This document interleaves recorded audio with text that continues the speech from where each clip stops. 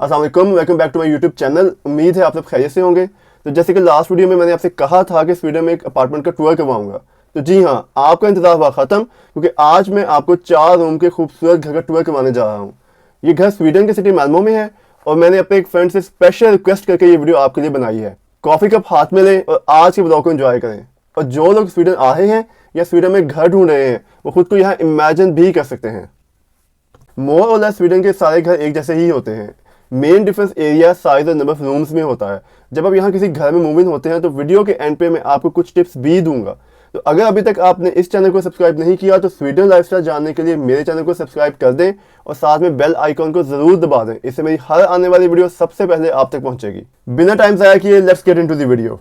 तो अब अपार्टमेंट के अंदर चलते हैं। तो ये एंट्रेंस डोर है और अंदर आते साथ कुछ एरिया पे टाइल्स होती हैं और अगर ना हो तो लोग मैट बिछा देते हैं।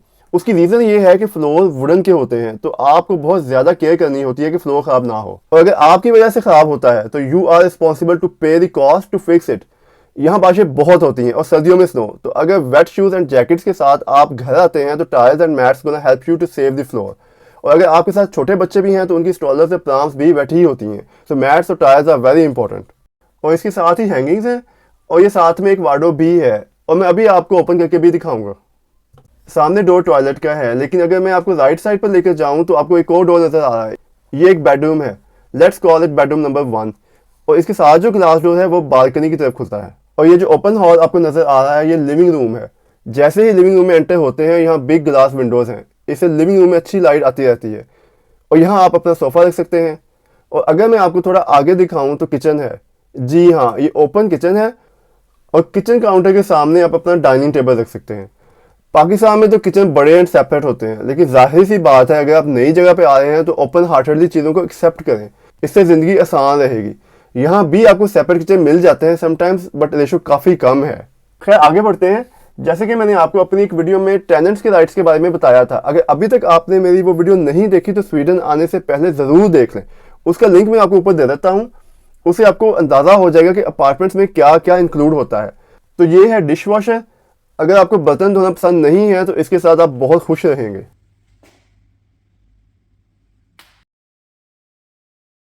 तो ये ब्लैक कलर का ग्लास का स्टोव है और नीचे इसके साथ ओवन है।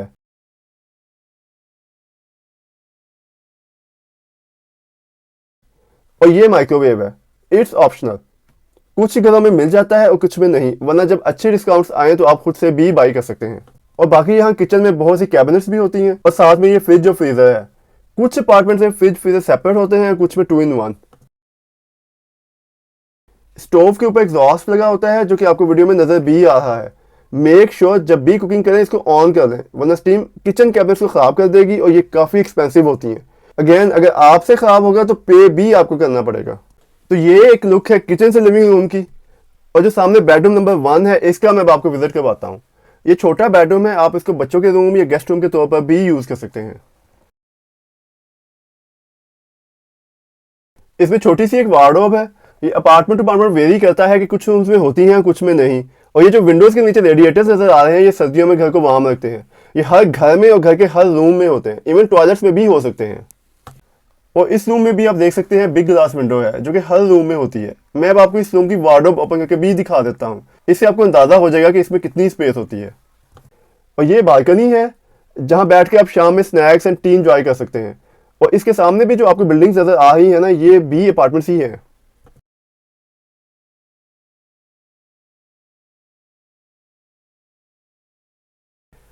ये बालकनी ग्लास डोर के बिल्कुल सामने एक आपको वाइट डोर नजर आ रहा है, ये बेडरूम नंबर 2 है। और इसके साथ ही राइट साइड पर मास्टर बेडरूम या आप इसको बेडरूम नंबर 3 भी कह सकते हैं। और second door on right side bath and laundry है। और इसके बिल्कुल सामने लेफ्ट साइड पर जो डोर आपको नजर आ रहा है वो गेस्ट टॉयलेट है। तो चलिए मैं आपको अंदर से भी सारे रूम दिखाता हूँ।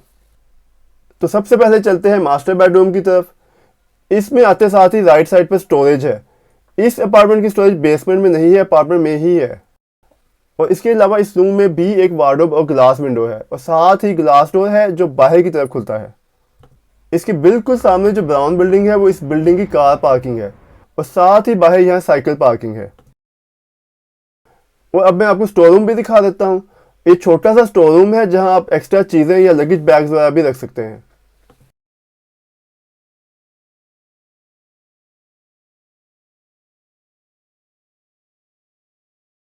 और अब चलते हैं बेडरूम नंबर 2 में। इसमें भी ग्लास विंडो और रेडिएटर है और डोर के बिल्कुल साथ में ही एक छोटी सी वार्डरोब भी है। इस रूम को आप एज ए स्टडी रूम या गेस्ट रूम के तौर पर यूज कर सकते हैं। और अगर आप घर से ऑफिस का काम करते हैं, जो कोरोना के बाद अब काफी कॉमन है यूरोप में, तो आप इसको ऑफिस भी बना सकते हैं।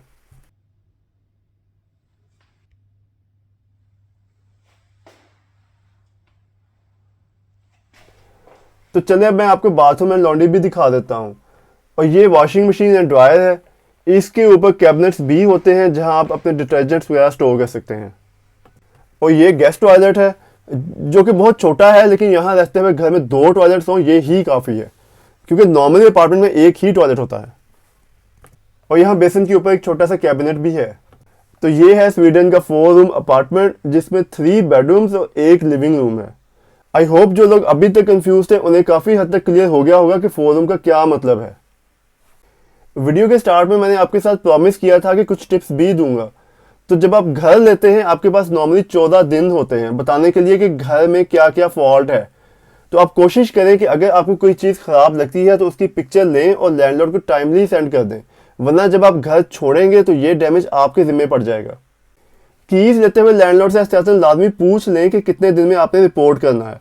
इसकी चेकलिस्ट में मैं आपको कुछ चीज़ें बता देता हूँ, जैसे कि फ्लोर पे अगर कोई स्क्रैचेज या डेंट्स हैं, किचन काउंटर पे कोई डैमेज या स्क्रैचेस हैं। इसके अलावा इलेक्ट्रॉनिक्स की चीज़ें यूज़ करके देख लें कि प्रॉपरली काम कर रही हैं।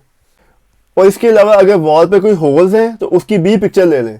और पेंट भी अगर ख़राब है या कोई निशान है तो उसे भी रिपोर्ट करें। इसके अलावा विंडोज़ के लॉक्स का अगर कोई मसला है या विंडोज़ और टॉयलेट मिरर्स पर कोई स्क्रैचेस हैं तो take the pictures and report them.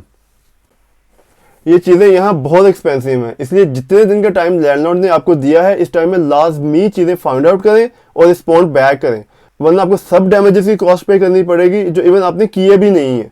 Just as an example, अगर आपके घर का पेंट आपके जिम्मे पड़ जाता है तो उसका अपना खर्चा जो है 20 से 30 हज़ार का है।